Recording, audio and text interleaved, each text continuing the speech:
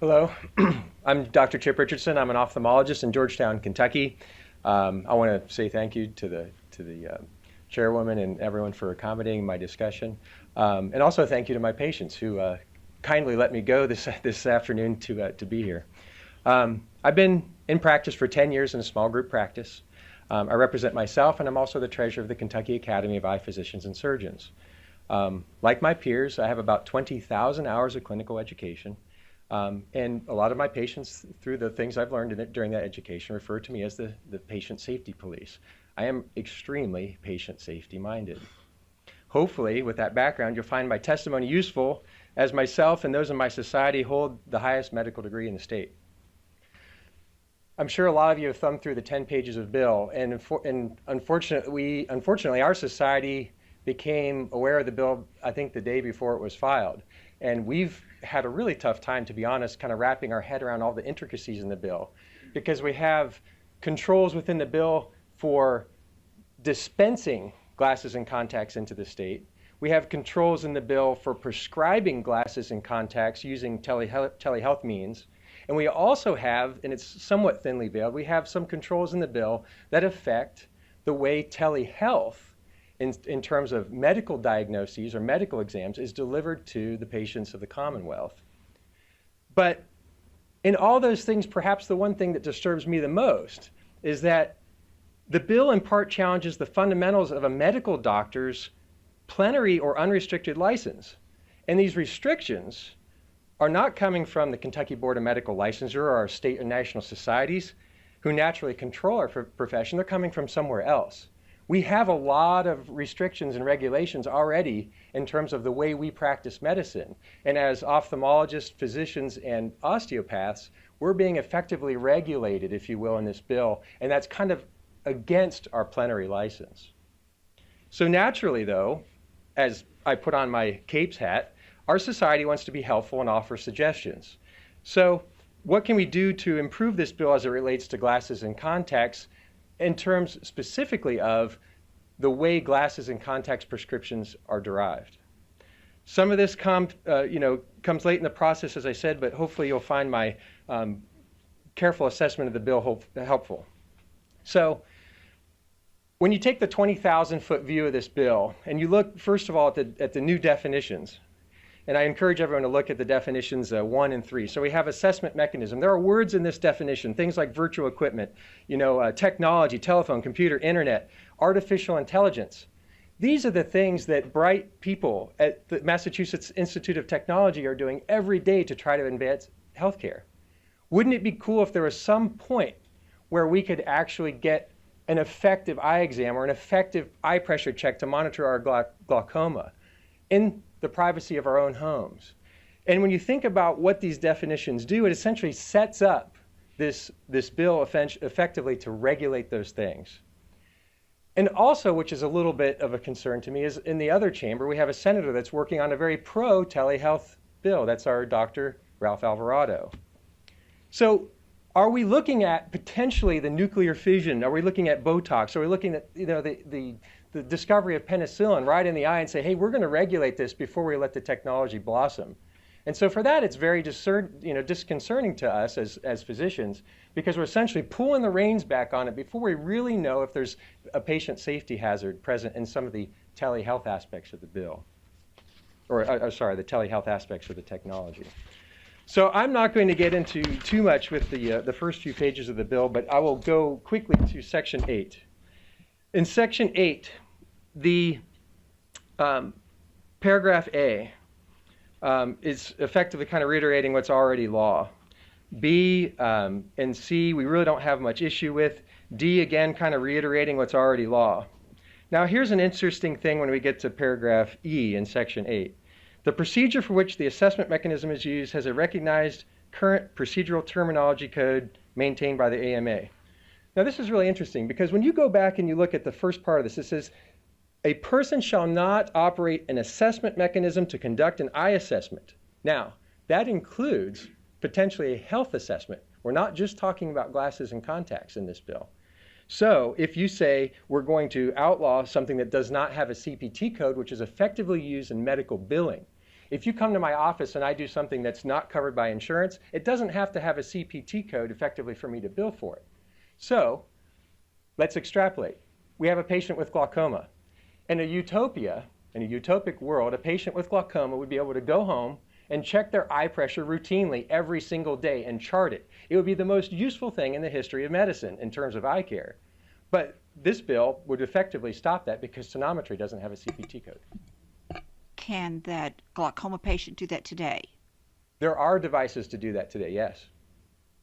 They don't work that great, but that's one of the biggest innovations in healthcare that we see a lot of money being spent on. But are we there today where those exams can be done at home and you as a physician would rely on those results? Yes, there is technology that does that today that can even transfer that data to the physician's office. But again, when you go down and you look, let me skip a little bit to the in-person aspect of this. It basically said, the bill basically says the assessment means has to happen concomitantly with the physician or osteopath or optometrist being engaged. So in this example of tonometry, that doesn't work because the patient's doing that at their own time, but that information through telehealth, through kind of a background transmission is happening at a later date. So this bill would effectively stop things like tonometry. Or here's another example. We have devices called autorefractors that are reasonably accurate at determining a glasses prescription. If I send a technician to someone's home with an autorefractor, it does not have a CPT code.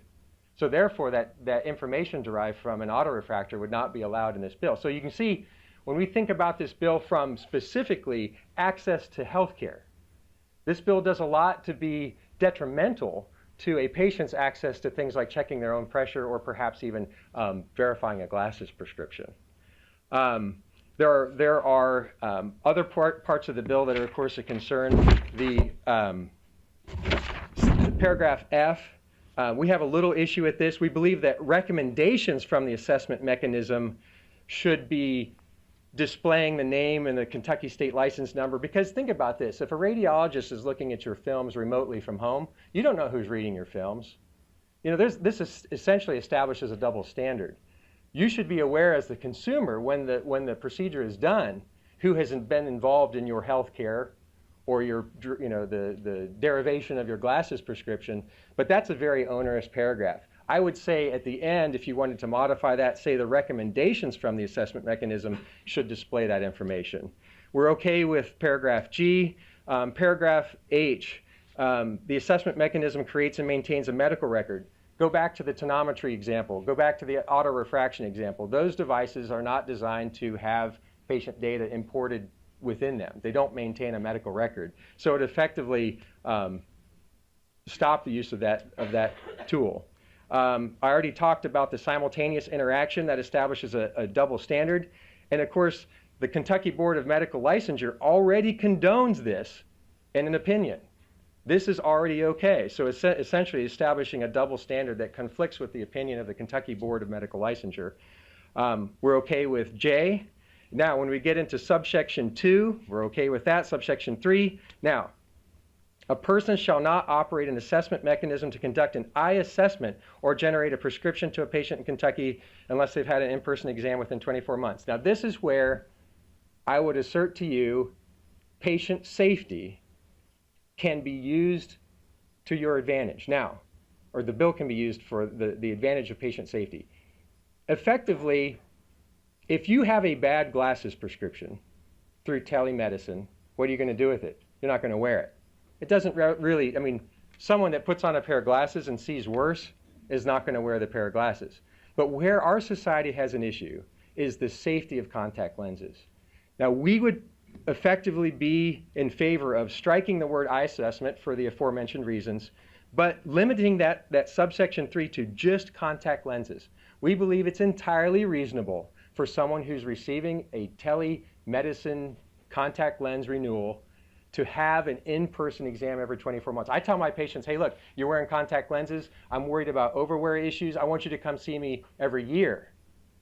But in terms of contact lenses, I think you could actually be doing patients justice by potentially limiting this to 24 months.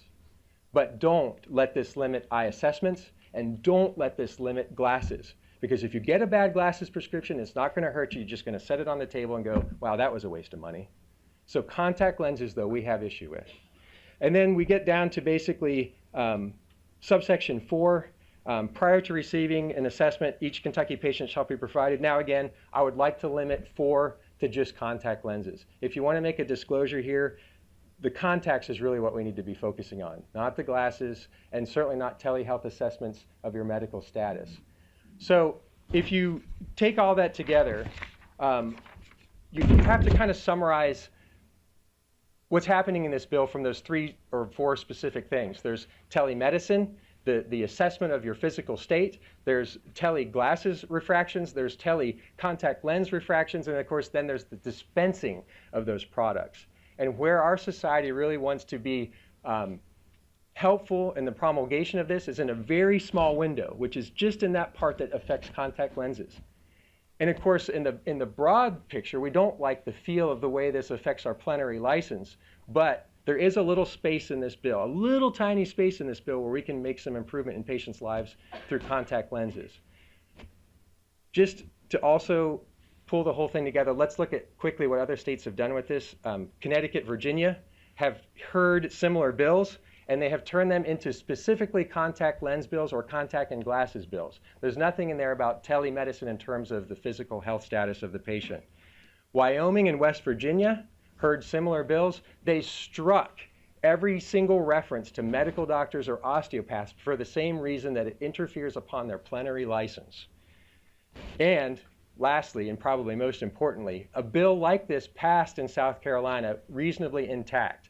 And now the bill is being challenged in their Fifth Circuit as being only for the economic protectionism of the sponsoring group. So there's a lot of caveats in this bill. There's a lot of things, there's a lot of, I mean, if you read it, I would be confused. I mean, we were certainly confused when we first read it, but it's taken a lot to wrap our brains around it. But like I said, there's a little space for contacts, but we truly believe that all this other stuff that can be beneficial and provide rural access to the citizens of Kentucky should be stricken or modified. May I ask you a question, please? Sure. And I'll see if any of the members have questions. Do you dispense contacts or glasses or both? Both. Okay. And I have no financial interest in any of the parties that were sitting up here. This is our state society of physicians, and I speak on their behalf. And I think we'll go back to what I understood originally was the intent of the bill, and that was to, I think everybody's open to dispensing and e-commerce and being able to purchase those products online. But the important thing, as I understood, was that the citizens of Kentucky were seen by a live doctor. I think you mentioned Botox. I don't think we can dispense that through a loan. No, but I'm just saying that it was an innovation, right? There will be innovation in the future, and sometimes we have to make modifications as things change. You know, we do that for pharmacological medicines and products all the time. But as I understood, in all respect, the bill was optometrists, ophthalmologists, doctors, was to make sure that our citizens were being seen and having an eye exam by someone practicing here, that it wasn't just a screening exam that was done through technology that would not afford them the other elements of a complete and full eye exam. Because the technology right now online isn't there to do those elements of the exam. I will refer you to a business called GlobeCheck. I saw it at our national convention last year and this year. GlobeCheck is a company who's designed this, it's probably an 8-foot diameter sphere. And this sphere contains, in a Lazy Susan, devices for checking your vision, photographing the back of your eye, checking your eye pressure, determining the refractive state of your eye, and doing a thing called an optical coherence tomogram, which basically looks at the health of the retina. It can look at the health of the optic nerve. And through telemedicine, through telehealth, all of the data from that essentially is streamed to a physician who's, of course, hired by the company to review those, sending the patients a letter saying, hey, look, we've analyzed your results. You don't have any health concerns. Or we've analyzed results. We found diabetic eye disease potentially. Here are some local eye care providers in your area that you should go see. So that technology is actually there, and it's very good. And if you are having trouble with access, and you could put one of these globe check devices, in the most rural aspects of Kentucky, someone who wouldn't otherwise be able to afford or have access to an eye exam could very easily sit down at this, and it's very good technology, and it exists today. It exists today, and it represents the majority of the machines I use in my practice. And I think it's amazing technology. I sat down and used it myself. I want to give the opportunity for the sponsor of the bill to respond, if that's okay. Sure. All right. Unless any members have any questions? Representative Mosier. Yes, thank you, Madam Chair. Thank you very much, Dr. Richardson, for being here. I appreciate your explanation. This bill is so confusing. I'm sorry. You're right. I think that there's a great deal of contradiction and ambiguity in this bill. I am all for e-commerce. I think that it's a great idea and concept, but I think that there's so many details in this bill that we should all be really concerned about. The licensure which you spoke of, patient health issues and just I think that this needs work. And I'm in favor of making e-commerce, like I said, something that we can all utilize. I know that there are 22,000 citizens in Kentucky who use this technology. I just want to make it work.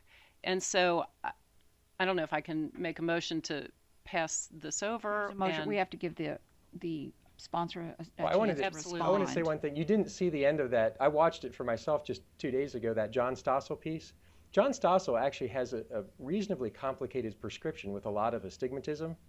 And his result, it was shocking. At the end of that video, it showed this is his glasses prescription from his eye care provider, and this is the one he got using the technology. They were identical. I mean, it really blew me away. I had no idea that the technology could go that far with just a PC and an iPhone. It really is amazing.